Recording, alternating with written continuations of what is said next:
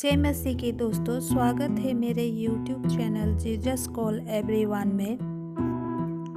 आज का वचन क्षमा करना जैसे परमेश्वर ने आपको क्षमा किया है। 2 शमूएल 12 अध्याय कहता है, दाऊद ने नातान से कहा, मैंने यहोवा के विरुद्ध में पाप किया है। नातान ने दाऊद से कहा, यहोवा तुम्हें क्षमा कर देगा, यहाँ तक कि इस पाप के लिए भी तुम मरोगे नहीं।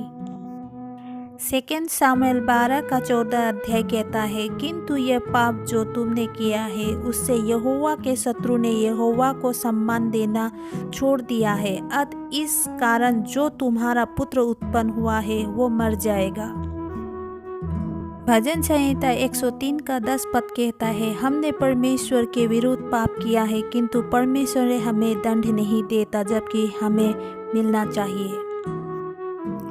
भजन संहिता 103 का 11 पद कहता है, अपने भक्तों पर परमेश्वर का प्रेम ऐसे ही महान है जैसे धरती पर है ऊंचा उठाकर आकाश। भजन संहिता 103 का 12 पद कहता है, परमेश्वर ने हमारे पापों को हमसे इतनी दूर हटाया जैसे पूरब दिशा को पश्चिम से हटाया है।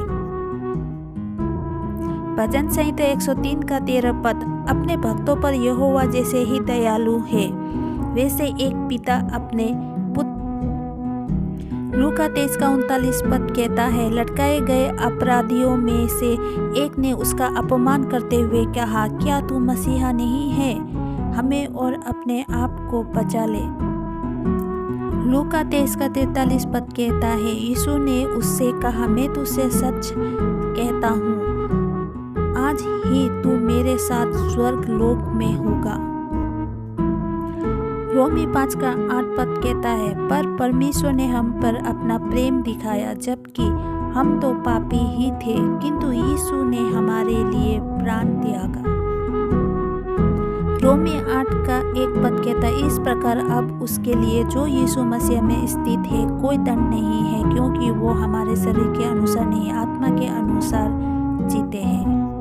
इफिसियों 4 का 32 पद कहता है, एक दूसरे के प्रति दयालु और करुणावान बनो तथा आपस में एक दूसरे के अपराध को वैसे ही क्षमा करो जैसे मसीहा के द्वारा परमेश्वर ने तुमको भी क्षमा किया है। कुलुसियों 3 का 12 पद, क्योंकि तुम परमेश्वर के चुने हुए पवित्र और प्रिय जन हो, इसलिए सहानुभूति, नम्रता, दया, कोमलता और धीरज को धारण करो। कुलुसियों 3 का 14 पद कहता है, इन बातों के अतिरिक्त प्रेम को धारण करो, प्रेम ही सबको आपस में बांधता है और परिपूर्ण करता है। तो दोस्तों, परमेश्वर की क्षमाशीलता, अनुग्रह व दया की भरीपूरी से उड़ेले जाना है, जिसके द्वारा दोषी को क्षमा करना है। चाहे परमेश्वर की क्षमा दोषी को भौतिक व शारीरिक पाप के अवसर से छुटकारा नहीं दिलाती, परंतु वो गलत कार्यों के दोष से पूरी तरह मुक्त कर देती है। हमें भी बाइबल के अनुसार क्षमाशीलता का अभ्यास करना अति आवश्यक है।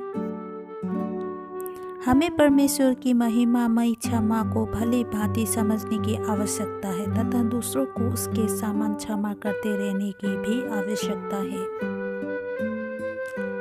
दोस्तों, वचन को सुनने के लिए धन्यवाद। परमेश्वर की महिमा करते रहे और एक दूसरे को क्षमा करते हुए आत्मा में आगे बढ़ते रहे। आमीन।